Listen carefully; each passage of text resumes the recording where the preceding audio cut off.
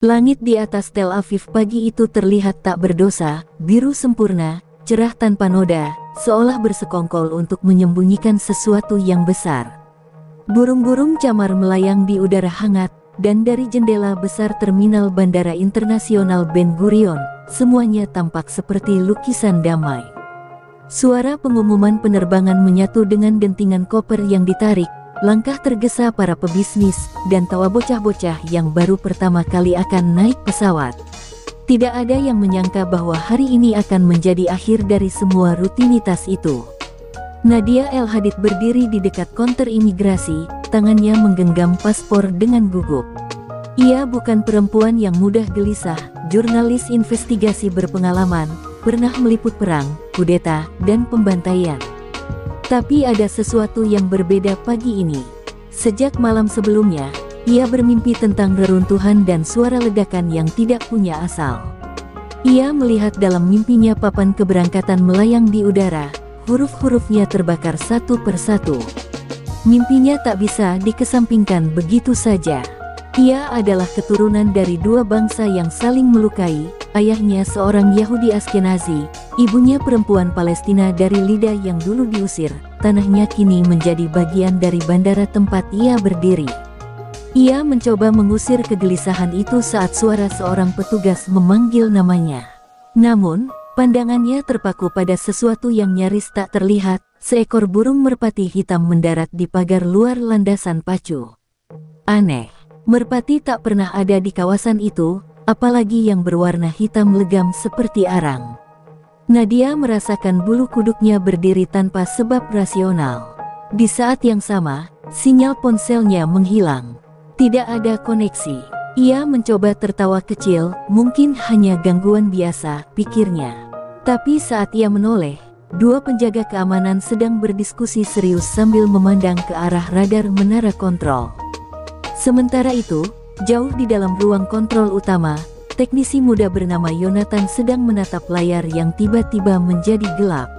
Sistem navigasi mengalami fluktuasi aneh sejak pukul 3 dini hari. Tapi kali ini berbeda. Satu persatu pesawat yang sedang mendekat ke bandara menghilang dari radar. Tidak jatuh, tidak menyimpang, hanya menghilang. Layar monitor mendadak menyala kembali dan menampilkan satu baris teks berwarna merah, balasan dimulai. Ia membeku. Tidak ada yang memasukkan perintah itu. Tak ada yang mengakses sistem dari luar. Ia memanggil supervisor, tapi saat itu, semua komunikasi internal juga mulai terputus. Di terminal internasional, lampu tiba-tiba meredup. Orang-orang mulai melirik satu sama lain. Pengumuman berhenti, layar digital menampilkan kode acak yang membuat para penumpang panik. Seorang wanita tua berteriak bahwa ini pasti serangan siber. Seorang pria Arab yang sedang membawa koper diperiksa 3 kali dalam waktu 5 menit. Kecurigaan mulai membusuk di udara. Tapi Nadia melihat sesuatu yang lebih menyeramkan. Semua jam di bandara, baik digital maupun analog, berhenti bersamaan pada pukul 9.13. Bahkan jam tangannya ikut mati. Ia merasakan seolah dunia terhenti sejenak. Nafasnya tercekat. Kemudian terdengar suara, bukan ledakan, tapi lebih seperti napas bumi yang dalam dan berat. Getaran halus merayap dari lantai menuju dinding, lalu ke langit-langit. Kaca-kaca mulai bergetar pelan. Seorang anak kecil menjatuhkan es krimnya dan menangis. Ibunya menenangkannya tanpa tahu bahwa itu akan menjadi tangisan terakhir di tempat itu.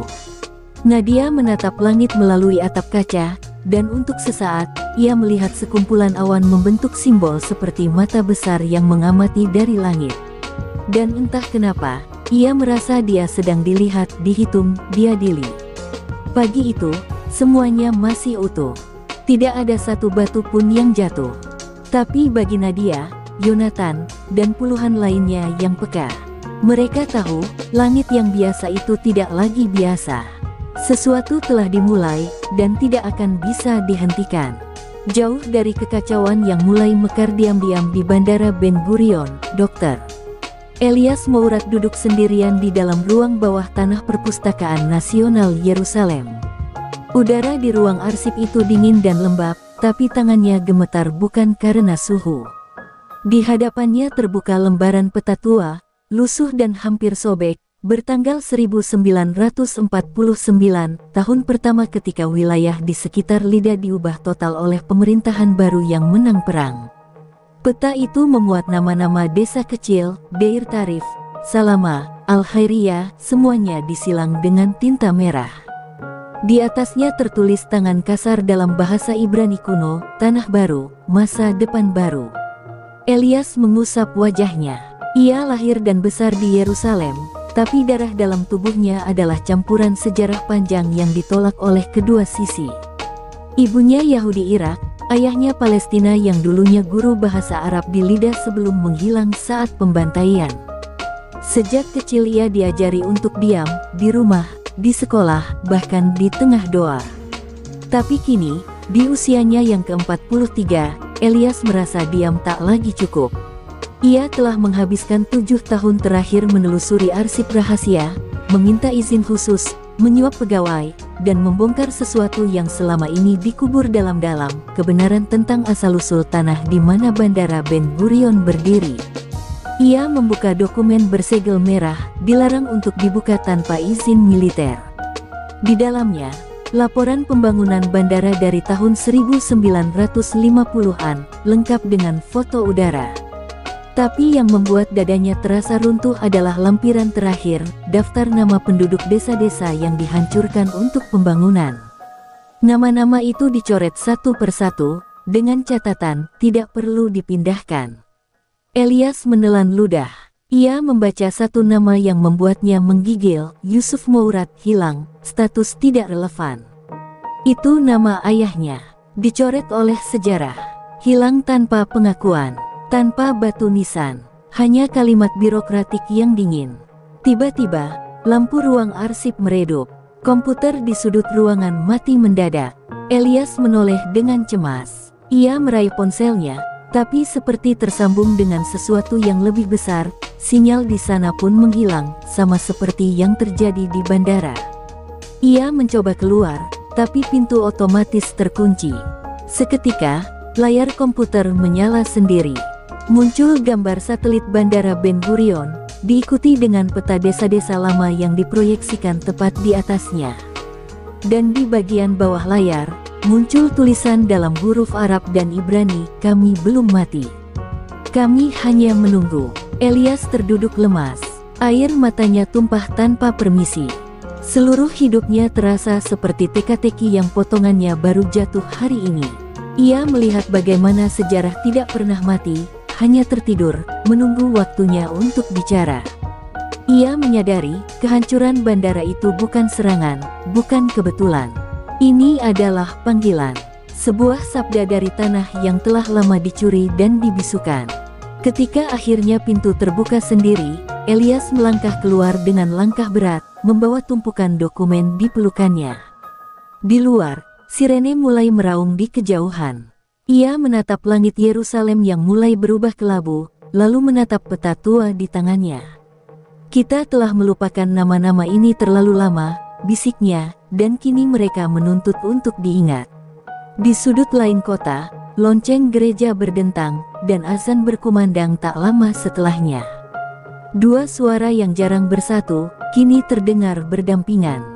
Seolah tanah itu sendiri sedang mengucapkan sesuatu.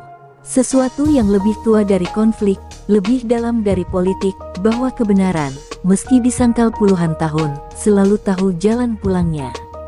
Sementara Dr. Elias Mourad berjalan tergesa meninggalkan Perpustakaan Nasional dengan dada sesak dan berkas sejarah berdosa di pelukannya. Langit mulai menghitam dengan cara yang ganjil, bukan mendung, tapi semacam kabut elektrik yang menyelimuti bagian utara Israel. Di Bandara Ben Gurion, suasana mulai berubah dari kebingungan menjadi kepanikan. Sistem komunikasi tak hanya lumpuh, tapi mulai bereaksi aneh. Monitor radar di menara kontrol menyala sendiri, menampilkan simbol-simbol matematis dan algoritma bahasa kuno yang tak dikenal oleh siapapun di ruangan itu.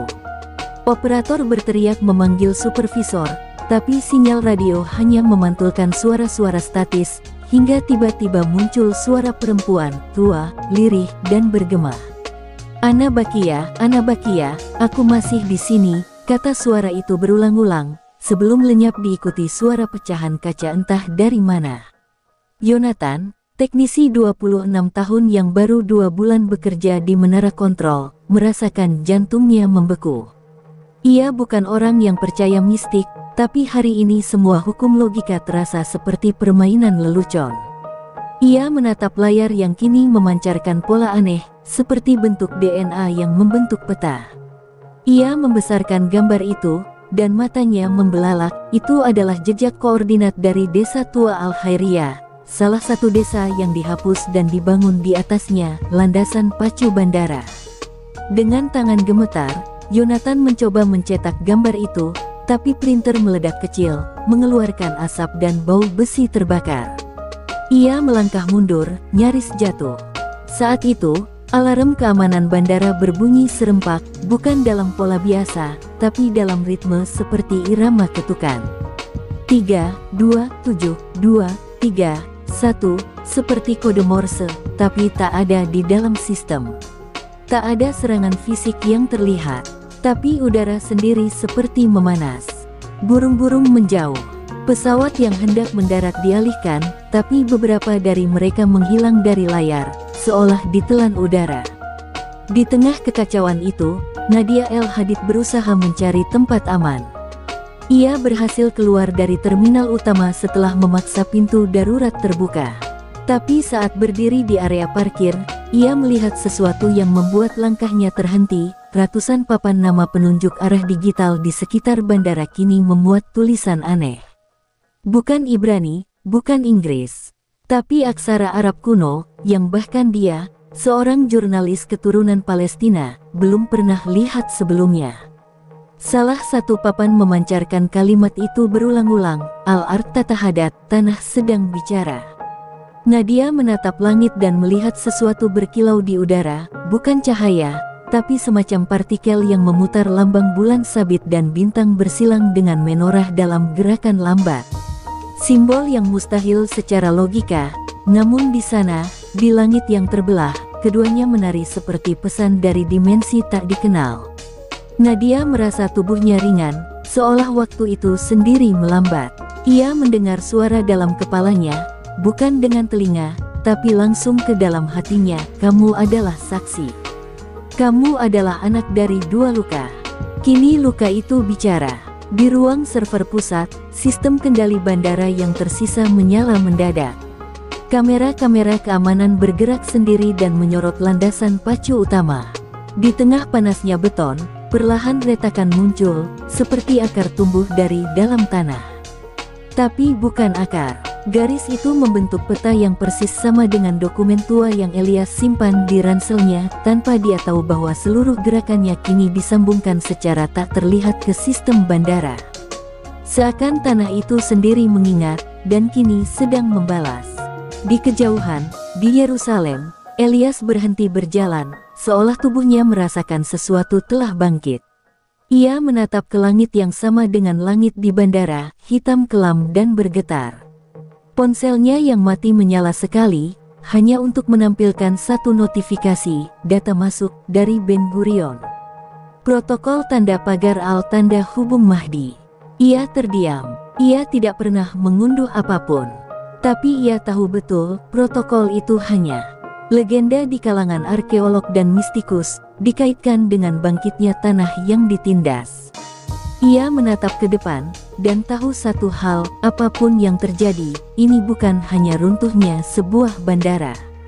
Ini adalah penghakiman sejarah yang tak bisa lagi dihapus. Tak seorang pun tahu pasti kapan waktu mulai bergeser, tapi pada pukul 9, pukul 13.59, dunia di sekitar bandara Ben Gurion seperti menarik napas panjang. Detik ke-60 tidak pernah datang. Seluruh jam digital membeku pada angka yang sama, dan bagi semua yang berada di dalam radius bandara, waktu berubah menjadi sesuatu yang lengket, tak bergerak. Seseorang menjatuhkan botol air, tapi tetesan airnya berhenti di udara. Seorang anak terdiam di tengah tangis, matanya terpaku pada langit yang kini tak lagi biru. Di atas mereka, cahaya aneh membentuk pusaran, bukan dari awan, tapi dari fragmen-fragmen simbol kuno, seperti mantra yang dibangkitkan dari tanah yang terlalu lama diam. Nadia berdiri kaku di tempat parkir, tubuhnya terasa ringan dan berat sekaligus. Udara berubah tekstur, seperti menembus dimensi yang lain. Ia bisa mendengar gema nama-nama, nama yang tidak pernah ia pelajari, tidak ada dalam buku sejarah. Nama-nama perempuan tua, anak-anak, petani, imam dan rabi, semuanya bersatu dalam bisikan yang melingkari udara. Bisikan itu membentuk satu kalimat yang menghantam jantungnya, kamu di tanah kami. Kamu menulis ulang kami, sekarang kami menulis ulangmu. Detik itu, Nadia tahu, yang sedang runtuh bukan hanya bangunan fisik, tapi seluruh narasi kebangsaan yang dibangun di atas penghapusan orang lain. Di pusat kendali bandara, Yonatan tak mampu bergerak. Ia melihat dengan mata kepala sendiri bagaimana retakan di landasan pacu kini menyala dengan cahaya keemasan. Dari retakan itu, muncul kabut seperti asap dupa, membentuk figur-figur samar manusia. Mereka tidak berkata apa-apa, hanya berjalan dalam formasi, menyeberangi landasan seperti arwah pulang ke rumah. Kamera CCTV merekam semuanya, namun tak ada siaran langsung, karena seluruh jaringan komunikasi telah berubah menjadi sistem tertutup, dikendalikan oleh entitas yang tak punya nama. Yonatan berusaha memanggil bantuan, tapi semua saluran hanya memantulkan satu suara, suara dirinya sendiri, menangis. Sementara itu, Elias telah tiba di lantai atas Institut Arkeologi Yerusalem, di mana jaringan data milik pemerintah terkoneksi langsung. Ia menghubungkan berkas tua ke pemindai, mencoba mengunggah bukti-bukti tentang asal-usul tanah yang kini menjerit dalam diam. Namun, sistem server tiba-tiba mengenali filenya sebagai arsip terlarang dan mulai menghapusnya otomatis. Elias menghantam keyboard, panik. Tapi sebelum file itu lenyap sepenuhnya, layar menyala sekali lagi menampilkan peta bandara, lalu berganti dengan gambar, foto udara tahun 1948, menunjukkan tubuh-tubuh tergelak di tempat yang kini menjadi ruang tunggu internasional. Ia mematung, Tuhan, mereka tak pernah pergi. Langit akhirnya pecah, bukan oleh petir, tapi oleh suara. Dentuman tanpa gelombang, suara yang datang dari dalam tanah, seperti jeritan ribuan jiwa yang tak dikuburkan dengan doa. Gedung utama bandara mulai bergemuruh. Kaca-kaca pecah tanpa sebab, dan landasan terbelah perlahan menjadi jurang lebar. Pesawat-pesawat parkir bergeser dan meledak tanpa api. Tapi tidak ada korban. Tidak satu pun tubuh ditemukan. Semua manusia, penumpang, petugas, bahkan tentara keamanan, menghilang seperti kabut ditiup angin. Yang tersisa hanyalah koper, paspor, dokumen, dan suara langkah-langkah tak terlihat yang mengisi ruang kosong. Dan dalam kekosongan itu, suara terakhir terdengar, kamu pikir kamu bisa membangun di atas luka, tanpa mendengar jeritannya. Inilah satu detik karmamu. Inilah pengembalian sejarah yang tak pernah mati. Suara itu tidak punya asal, tapi menggema di hati semua orang yang tersisa di luar peristiwa itu. Video rekaman bandara hilang dari server pemerintah. Tapi sebagian telah tersebar, dikirim diam-diam, tak terdeteksi, ke puluhan jurnalis di luar negeri. Termasuk satu yang sampai ke redaksi Al Jazeera, hanya dengan satu subjek, pukul 9.13 Karma. Hari itu, dunia menyaksikan tanpa bisa memahami. Pemerintah Israel menyebutnya anomali elektromagnetik. Sebagian menyalahkan Rusia, yang lain menyebutnya serangan cyber dari Iran. Tapi bagi Elias, Nadia, dan mereka yang melihat lebih dalam, mereka tahu tanah itu menuntut balik. Dan dalam satu detik yang tak pernah terjadi di kalender resmi, sejarah mengembalikan dirinya, bukan dengan perang, tapi dengan kebenaran yang memecahkan ruang waktu. Di reruntuhan yang dulu dikenal sebagai Bandara Ben Gurion, tanah yang terbelah membuka sesuatu yang lebih tua dari fondasi bandara itu sendiri. Di bawah lapisan aspal dan beton modern, terbuka ruang-ruang yang tak pernah tercatat di peta pembangunan. Bukan saluran air, bukan bunker, tapi jalan tanah padat yang berliku seperti terowongan tua. seperti kota mati yang dibekukan oleh waktu. Dari kamera drone terakhir yang berhasil mengintai sebelum jaringan jatuh, terlihat formasi batu-batu yang membentuk tulisan dalam abjad Nabatean dan Fenisia. Kami ditanam, bukan dikubur. Kalimat itu menyala sejenak dalam bahasa cahaya, lalu lenyap seperti bisikan. Elias, yang kini berada dalam posisi buronan karena penyebaran dokumen rahasia, bersembunyi di reruntuhan Masjid Hasan Bek di Java. Ia memandang ke arah daratan yang berkabut jauh di sana, tempat bandara berdiri dan kini terdiam seperti tubuh mati. Tapi ia tahu tubuh itu tidak mati, ia sedang berubah. Dalam sunyi, ponselnya menyala dengan pesan dari alamat yang tak dikenali. Di bawah tanah, kami masih mencatat. Temui kami di Irbat Al-Sawi. Elias terdiam. Nama itu tidak asing.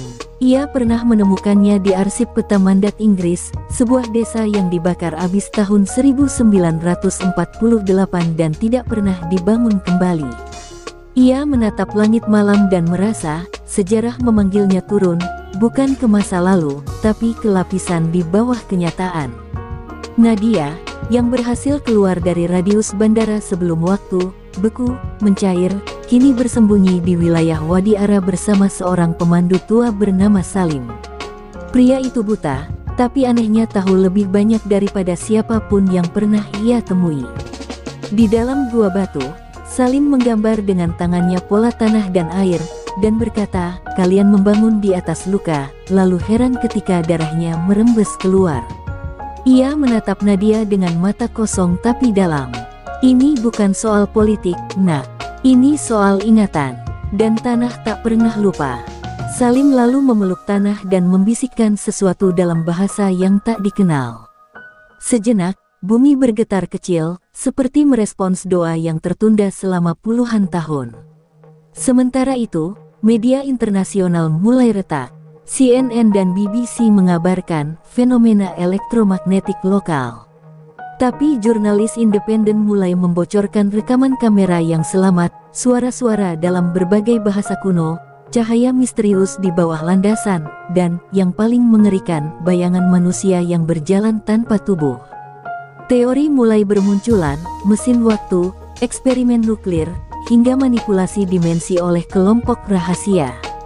Namun satu pola tak terbantahkan, semua yang hilang adalah mereka yang terlibat langsung dalam proyek perluasan bandara sejak tahun 2005. Nama-nama mereka juga muncul dalam dokumen yang Elias simpan. Nama-nama yang kini tercetak ulang di papan batu tua di bawah tanah. Satu kelompok rahasia yang menamakan diri Ashab Al-Dakira kaum ingat mulai muncul. Mereka bukan kelompok militer atau organisasi agama. Mereka adalah anak-anak dari desa yang dihancurkan, generasi ketiga yang dibesarkan dalam diaspora di Beirut, Nablus, dan Haifa, dan mereka punya satu misi, membuka kembali jalur bawah tanah yang pernah menghubungkan desa-desa Palestina yang kini tak bernama. Dan kini, jalur itu mulai aktif kembali. Bukan sebagai rute pelarian, tapi sebagai urat nadi kebenaran yang kembali mengalir di bawah tanah yang membangkang. Di akhir malam itu, Elias tiba di reruntuhan Irbat Al-Sawi. Ia turun ke dalam lubang yang terbuka sendiri, seperti diundang. Di dalamnya, dinding gua dipenuhi coretan tangan berusia ribuan tahun, cerita-cerita tentang pengkhianatan, penghapusan, dan luka yang diwariskan tanpa kata. Dan di tengah ruangan, ada satu altar batu, dengan ukiran dua bahasa, Arab kuno dan Ibrani Paleo. Ia membaca perlahan, tanah bukan milik siapapun, tapi ia mengingat siapa yang menumpahkan darah dan siapa yang menanam benih. Di sana, Elias akhirnya mengerti. Ini bukan tentang Israel atau Palestina. Ini tentang tanah yang telah menjadi makhluk. Dan makhluk itu kini bangkit untuk mencatat sejarah dengan caranya sendiri. Malam menggantung pekat di atas tanah Palestina yang bergolak, tapi di bawahnya, dunia lain telah terbangun. Elias berdiri diam di depan altar batu di reruntuhan Irbat Al-Sawi, dikelilingi gema tak terlihat. Tanah di sekitarnya menghangat, bukan oleh magma, tapi oleh sesuatu yang lebih purba, getaran ingatan. Ia bisa merasakan napas para leluhur merayap di tulangnya, menyusup ke dalam darah. Saat jari-jarinya menyentuh ukiran di batu itu, suara mulai terdengar, bukan dari luar, tapi langsung di dalam dirinya, seperti doa yang tak pernah selesai dibacakan. Suara itu berkata pelan, "Bukan kamu yang mencari kami. Kami yang menunggu kamu datang." Di tempat lain, Nadia terjaga dari tidurnya dengan telinga berdarah. Ia bermimpi berada di tengah pasar tua, dipenuhi wajah-wajah tanpa mata. Semua orang di mimpi itu membisikkan kata yang sama berulang-ulang, "Ruh al-maut la yatubu, roh kematian tak akan bertobat." Ia terbangun dengan jantung berdegup kencang, dan menyadari bahwa bukan hanya dirinya yang bermimpi. Di luar gua tempat ia bersembunyi bersama Salim, ratusan warga desa berdiri dalam diam, semuanya menangis. Mereka tidak tahu kenapa. Mereka hanya merasa ada sesuatu yang kembali ke dunia ini, dan tubuh mereka mengenalinya. Sementara itu, di Tel Aviv, salah satu ruang bawah tanah Kementerian Pertahanan menjadi saksi histeria seorang analis. Ia menayangkan ulang hasil tangkapan satelit dari runtuhnya Bandara Ben Gurion, dan di tengah rekaman termal, muncul pola tak biasa, formasi ribuan titik panas yang bergerak perlahan dari bawah tanah menuju kota-kota besar. "Ini bukan fenomena geologi," bisiknya. "Ini semacam eksodus." Namun ketika dia ingin mencetak laporan itu, sistem server mati total. Semua data menghilang. Satu-satunya salinan justru terkirim otomatis, bukan ke PM Israel, tapi ke arsip digital Museum Nakba di Beirut. Seolah ada tangan tak terlihat yang mengembalikan apa yang pernah diambil. Media internasional mulai panik. Fenomena spiritual tak bisa dibungkam dengan teori fisika. Di Masjid Al-Aqsa, suara azan yang diperdengarkan secara otomatis dari menara pengeras suara berubah sendiri menjadi ratapan panjang. Imamnya pingsan. Di sinagog tua di Safed, para rabi tua mendengar kembali suara syair dari kitab Ayub dibacakan oleh suara anak-anak yang tak terlihat. Gereja Ortodoks di Nazaret melaporkan lilin menyala sendiri dan darah keluar dari lukisan Maria. Semua agama yang pernah mengakar di tanah ini, kini mendengar suara yang sama, dalam bahasa mereka masing-masing. Satu pesan, kami belum dimakamkan. Dalam kesunyian bawah tanah, Elias mulai melihat lebih dari batu dan debu. Ia melihat memori kolektif, kilatan peristiwa, perempuan yang dipaksa meninggalkan rumahnya dengan anak digendongan, tentara yang menanam bom di kebun. Zaitun, anak kecil yang menggenggam kunci rumahnya dan bertanya pada ibunya kenapa tidak pulang-pulang. Semua itu membentuk arus, bukan ilusi, tapi kesadaran tanah. Elias menangis, bukan karena takut, tapi karena tahu bahwa arkeologi yang ia pelajari selama ini hanyalah penggalian tulang, bukan penggalian nurani. Dan kini nurani itu membentak balik seluruh dunia. Nadia akhirnya memutuskan keluar dari persembunyiannya. Ia menyiarkan langsung dari ponsel tuanya, sinyal entah bagaimana kembali aktif. Ia tidak bicara sebagai jurnalis, tapi sebagai anak dari luka yang diwariskan. "Apa yang kalian sebut kehancuran hari ini," katanya sambil merekam tanah terbuka, "bukan kehancuran. Ini kelahiran ulang, bukan dendam, tapi pengingat." Video itu menyebar cepat, lebih cepat dari protokol penyensoran. Jutaan orang menontonnya. Di kolom komentar, ada yang tertawa, ada yang mencaci, tapi lebih banyak yang menangis karena mereka pun mulai mendengar suara yang sama. Dan ketika hari berganti di kalender dunia, tapi tidak di tanah itu, satu cahaya besar muncul dari retakan utama bekas bandara. Cahaya bukan dari api, melainkan seperti gema masa lalu yang akhirnya menemukan jalan keluar. Cahaya itu membentuk siluet pohon zaitun dengan akar tak berujung. Di bawahnya, suara perempuan tua yang pertama kali terdengar di menara kontrol kembali berbicara. "Kami tak datang membawa perang. Kami datang membawa ingatan.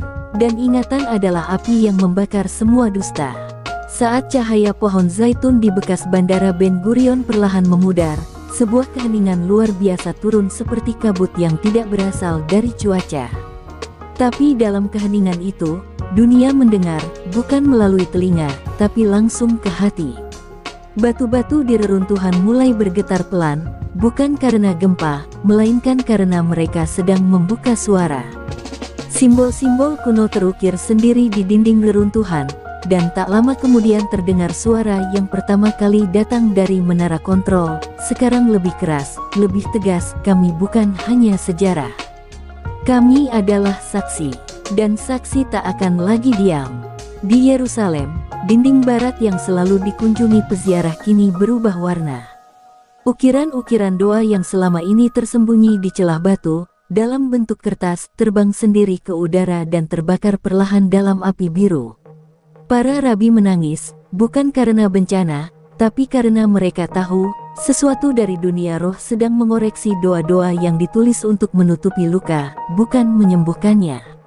Di saat yang sama, suara lain terdengar dari dalam angin yang berputar di atas Temple Mount, suara perempuan, dalam bahasa Aram kuno, engkau mencabut akar, lalu membangun di atas abu. Kini akarnya kembali menuntut tempat. Di sebuah studio CNN, jurnalis senior asal Timur Tengah, Laila Darwish, duduk mematung ketika suaranya sendiri tiba-tiba terdengar dari siaran langsung, padahal ia belum bicara. Bibirnya diam, tapi suara siaran menyuarakan sesuatu yang tak ia kenali sebagai miliknya. Negara dibangun dengan tinta perjanjian, tapi tanah menulisnya ulang dengan darah orang yang dilupakan. Studio menjadi kacau. Para teknisi mematikan perangkat, tapi siaran tetap berlangsung, bahkan ke saluran lain. Dunia menonton tanpa bisa mematikan layar. Bukan propaganda, bukan teror, tapi pesan dari dimensi yang tak bisa didefinisikan oleh satelit atau kebijakan luar negeri. Elias kini semakin dalam memasuki gua di bawah Irbat Al-Sawi, dan ia menyadari sesuatu yang menggetarkan, ia tidak sendiri.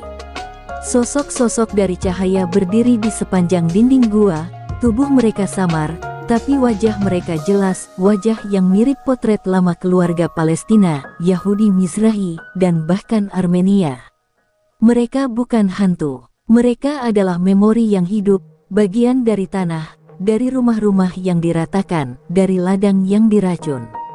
Salah satu dari mereka, seorang perempuan tua mengenakan tobe bersulam zaitun, menyentuh bahu Elias dan berkata, tulis kami. Tapi jangan dalam bahasa mereka. Tulis kami dengan air mata. Di Wadi Ara, Nadia melihat angin berputar tak wajar.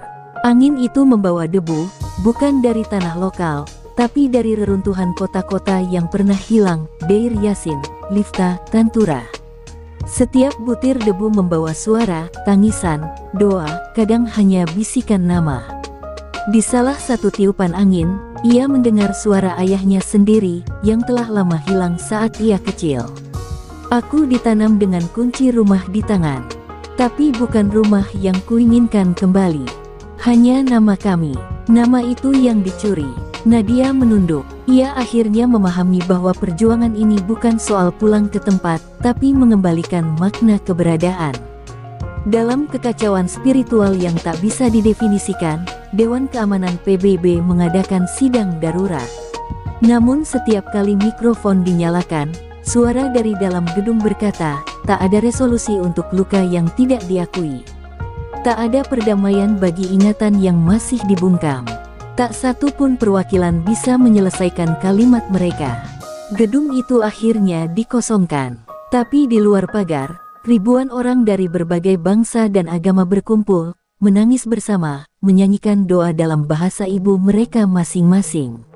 Sebuah gerakan lahir tanpa manifesto, tanpa panji.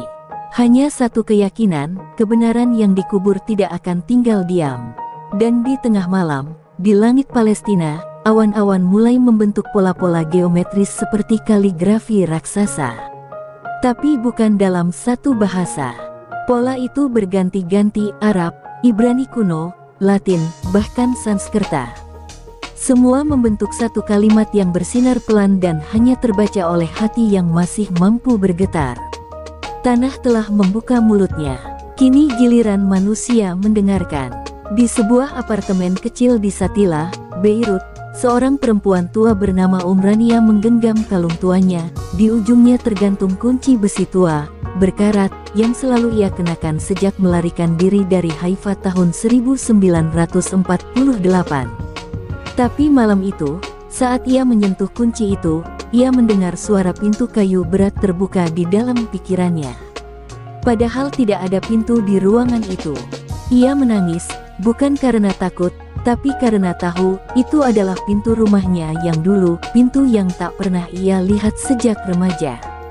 Kunci itu kini berdenyut hangat di tangannya, seolah waktu telah mulai melipat dirinya sendiri. Fenomena yang sama terjadi di Yarmouk, di Lida, di Ramallah, bahkan di diaspora sejauh Santiago dan Malmo. Ribuan orang Palestina generasi kedua dan ketiga yang menyimpan kunci tua, tanah dalam botol, atau bahkan sekeping genteng dari rumah nenek mereka, semua mulai mendengar suara. Suara-suara itu bukan halusinasi, melainkan panggilan nyata. Kami tak ingin dibalas. Kami ingin disaksikan. Di Gaza, seorang anak yatim menggali di halaman rumah dan menemukan pecahan tembikar dengan nama keluarganya tertulis dalam aksara Arab Kufi. Ia tak pernah tahu rumah asal keluarganya, tapi tanah yang ia gali tahu lebih banyak dari yang bisa dijelaskan peta. Di dalam gua Irbat Al-Sawi, Elias kini dikelilingi oleh ratusan kunci tergantung di udara, tanpa tali, tanpa kait. Mereka melayang dalam formasi spiral, perlahan berputar seperti kompas spiritual. Salah satu kunci mendekat padanya, dan ketika ia menyentuhnya, ia bisa melihat satu adegan, seorang ibu menggendong bayi, dibakar keluar dari rumahnya oleh pasukan, lalu mengubur kunci itu di bawah akar pohon zaitun. Kunci bukan untuk membuka rumah, Elias. Ia untuk membuka ingatan. Begitu suara itu berbisik, Elias berlutut dan menangis, karena kini ia sadar, semua yang ia cari sebagai akademisi, telah bersemayam dalam kesedihan orang-orang yang tak pernah didengar. Nadia berjalan di padang terbuka dekat desa Dahiriyah saat angin datang seperti tembakan tak terlihat. Dari langit, hujan turun bukan air, tapi butiran tanah kering yang berubah menjadi lembut ketika menyentuh kulit. Dan saat ia menggenggamnya, ia merasa seperti menggenggam wajah seseorang yang telah lama ia lupakan. Tiba-tiba ia jatuh, dan dalam jatuhnya ia melihat kota-kota lama yang pernah dihapus dari peta, kini bangkit dalam bentuk siluet cahaya di kejauhan, Bait Jibrin, Ain Karim, Ikrit. Kota-kota itu bernapas, bukan sebagai lokasi geografis, tapi sebagai identitas yang tak bisa dimusnahkan. Sementara itu, dunia mulai kehilangan kemampuan untuk menyangkal. Di museum-museum besar dunia, artefak dari Palestina dan Israel mulai bergetar di dalam etalase kaca. Beberapa bahkan memecah sendiri, mengeluarkan suara ratapan dan bisikan dalam bahasa yang bahkan para kurator tak bisa kenali. Di British Museum, penjaga malam melaporkan melihat seorang anak kecil memegang kunci berdarah berjalan di lorong, lalu menghilang begitu saja. Artefak yang dulu dibanggakan sebagai warisan peradaban kini berubah menjadi tuduhan senyap terhadap mereka yang menyimpan sejarah tanpa mau mengakui lukanya. Gerakan global mulai muncul, bukan dari tokoh politik, tapi dari anak-anak muda yang selama ini merasa terputus dari akar mereka. Di jalan-jalan Istanbul, Rabat, dan Cape Town, mereka membawa replika kunci, bukan sebagai simbol nostalgia, tapi sebagai pernyataan eksistensi. Kami adalah generasi yang dilahirkan dari rumah-rumah yang tak kami lihat, tapi kini rumah itu datang kepada kami. Begitu bunyi grafiti yang muncul di dinding kota-kota besar. Dunia tidak lagi berurusan dengan aktivisme politik biasa. Dunia kini menghadapi generasi yang dihidupkan oleh tanah itu sendiri. Dan di tengah malam itu, suara kembali bergema di tanah Palestina, bukan dari langit, bukan dari gua, tapi dari seluruh permukaan tanah, seolah bumi kini menjadi pengeras suara. Kami telah dibuka dengan paksa. Maka kami memilih untuk menutup kembali, hanya setelah nama-nama kami dipanggil satu persatu. Tanah tak lagi hanya menjadi tempat hidup. Ia menjadi hakim, dan kunci-kunci yang dulu disimpan sebagai simbol harapan, kini menjadi alat untuk membongkar seluruh kebohongan sejarah yang pernah dibangun di atas tubuh yang tidak dimakamkan. Langit malam di atas Levan kini tidak lagi netral. Awan-awan membentuk pola seperti lembaran dokumen kuno, terbakar ujungnya, seolah waktu sendiri ingin bersaksi. Di seluruh dunia, orang mulai bermimpi serempak. Tapi ini bukan mimpi biasa. Dalam tidur mereka terbangun di sebuah ruangan besar tanpa dinding dan tanpa langit-langit. Ruangan itu terbuat dari debu, cahaya, dan gema. Di tengahnya, satu kursi kosong. Tapi setiap orang tahu, itu bukan kursi terdakwa, melainkan kursi saksi. Dan setiap yang hadir dipanggil satu persatu, bukan untuk dihakimi, tapi untuk mengaku atas apa yang mereka diamkan. Di Tel Aviv, seorang mantan perwira militer bernama Gideon terbangun dengan wajah penuh lumpur. Ia tak bisa menjelaskan bagaimana tanah bisa muncul di ranjangnya. Malam itu, ia melihat dalam mimpinya rumah batu di desa yang ia pernah hancurkan saat usia 25. Tapi rumah itu tidak kosong. Di dalamnya, seorang anak perempuan duduk diam, memegang boneka yang ia kenali, boneka yang dulu dilemparkan ke api oleh pasukannya. Anak itu tidak berbicara, ia hanya memandangnya. Tapi pandangan itu lebih tajam dari peluru. Dan ketika Gideon terbangun, ia tidak bisa lagi mengucapkan satu kata pun. Lidahnya membatu. Pengadilan tanpa meja ini bukan tempat untuk berdebat. Ia adalah ruang gema. Di ruang itu, suara-suara para korban tak berseru dengan marah, tapi dengan kesunyian yang mencabik. Orang-orang yang selama ini berdiri netral, yang mengatakan, aku tak tahu harus berpihak pada siapa, kini dipanggil bukan karena tindakan, tapi karena diam mereka telah membentuk bentuk baru dari pengkhianatan. Dan di ruang itu, tak ada pembela, tak ada jaksa, hanya waktu, tanah, dan suara para ibu yang belum pernah menyentuh kubur anak-anak mereka. Nadia melihat fenomena ini dari dalam tubuhnya sendiri.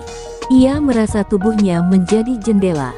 Dalam satu malam, ia bisa merasakan penderitaan neneknya, rasa asin air laut dari Java saat perahu pembuangan datang, bau roti hangus yang dilempar dari truk bantuan, dan rasa dingin besi senapan yang pernah diarahkan ke kening ibunya. Tapi anehnya, ia juga merasakan rasa takut seorang prajurit Israel muda yang gemetar saat diperintah membakar rumah. Semua itu mengalir dalam dirinya, dan ia sadar, pengadilan sejati bukan tentang menyalahkan, tapi tentang tidak lagi memungkiri luka siapapun. Sementara itu, dunia bereaksi tak berdaya. Sidang-sidang internasional lumpuh, mikrofon tak lagi berfungsi. Para pemimpin dunia mulai bermimpi hal yang sama, tentang sebatang pohon tua yang dikelilingi anak-anak tanpa mata, dan satu meja makan kosong dengan piring-piring penuh darah tanah. Di sebuah panggung PBB yang kosong, layar tiba-tiba menyala sendiri dan menayangkan gambar-gambar rumah-rumah Palestina yang dihancurkan sejak 1948, disusun ulang dari potongan arsip, kamera satelit, dan ingatan kolektif. Gambar itu tidak berhenti, bahkan saat listrik dimatikan. Seolah-olah ingatan itu kini punya tubuh sendiri. Elias, yang kini hampir tak makan selama 3 hari, terus menggali. Tapi ia bukan menggali tanah. Ia menggali di dalam dirinya sendiri. Ia menemukan kenangan yang bukan miliknya, seorang bocah Yahudi Mizrahi di tahun 1950-an, dipukuli karena berbicara bahasa Arab di kamp transit. Seorang perawat Druze yang menangis diam-diam saat menyaksikan rumah-rumah tetangganya dihancurkan atas nama keamanan. Elias tersungkur. Ia sadar, bahkan luka itu pun telah digunakan untuk menciptakan luka lain. Dan pengadilan ini, yang tidak memiliki bangku, palu, atau hakim, telah menunjukkan satu hal, seluruh struktur penyangkal telah runtuh. Dan di hari ketiga, saat langit benar-benar kosong dari cahaya, suara besar menggema ke seluruh bumi. Tapi bukan dalam bahasa apapun. Suara itu hadir sebagai getaran, di tulang, di air, di udara. Dan semua orang, dari Ramallah hingga Riyadh, dari Washington hingga Warsaw, mengerti artinya tanpa perlu terjemahan. Yang dilupakan telah kembali, yang dibungkam telah bersuara. Kini giliran dunia mendengar tanpa bisa menutup telinga. Fajar tak datang pada waktunya. Matahari tertahan di balik cakrawala seolah menunggu izin. Dunia terdiam, tak ada burung berkicau, tak ada kendaraan berjalan. Tanah menahan napas. Di Palestina, dari reruntuhan sampai dataran tinggi, dari Gaza hingga Hebron, tanah mulai bergetar secara lembut namun serempak, bukan sebagai gempa, tetapi sebagai keputusan. Batu-batu, akar-akar pohon, air sumur yang dulu mengering, semuanya mengeluarkan satu pesan tanpa suara, waktunya manusia memilih telah usai. Kini tanah yang memilih.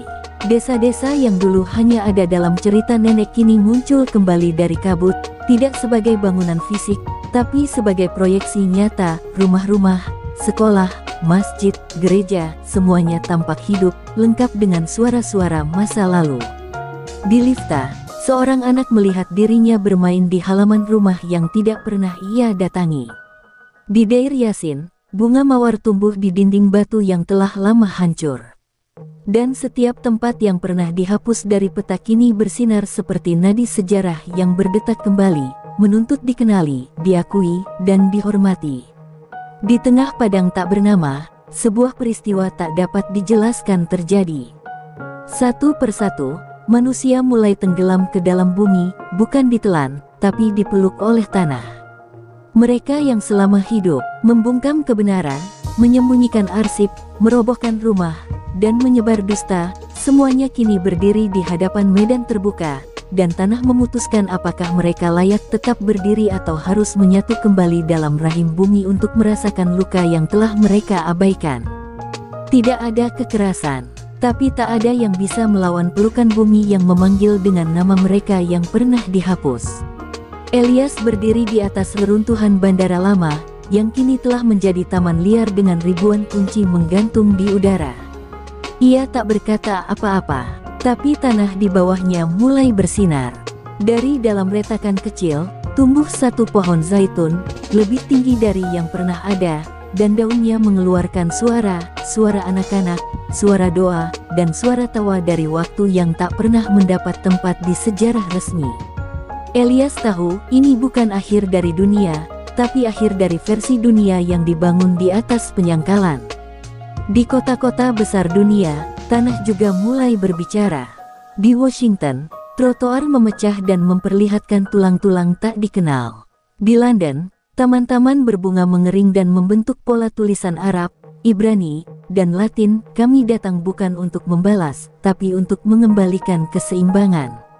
Para pemimpin negara berusaha mengumumkan pernyataan, tetapi suara mereka hilang, seolah mikrofon dunia tak lagi menerima kebohongan.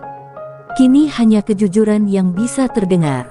Dan jujur berarti menanggalkan seluruh sistem yang pernah dibangun di atas pengusiran, penjajahan, dan penghapusan. Nadia berdiri di perbatasan yang tak lagi terlihat. Tak ada lagi pagar, tak ada lagi pos militer. Hanya tanah luas yang damai, tapi penuh gema. Ia menggenggam tanah di tangannya, dan untuk pertama kalinya merasa tidak takut kehilangan, karena ia tahu tanah itu kini mengenalnya kembali. Ia berkata dalam hati, kami tidak butuh negara, kami butuh pulang. Dan tanah ini telah memilih untuk menerima kami kembali. Di belakangnya, ribuan orang datang, bukan sebagai tentara, bukan sebagai pengungsi, tapi sebagai anak-anak dari tanah itu sendiri. Dan saat matahari akhirnya terbit, ia tidak menyinari satu negara, satu agama, atau satu klaim politik. Ia menyinari satu luka yang telah diakui, dan karena pengakuan itu, luka tersebut mulai berubah menjadi pintu. Pintu bagi mereka yang bersedia melihat bukan dari posisi benar atau salah, tapi dari posisi manusia. Tanah telah memilih, bukan karena kuasa, tapi karena kebenaran yang akhirnya tidak disangkal.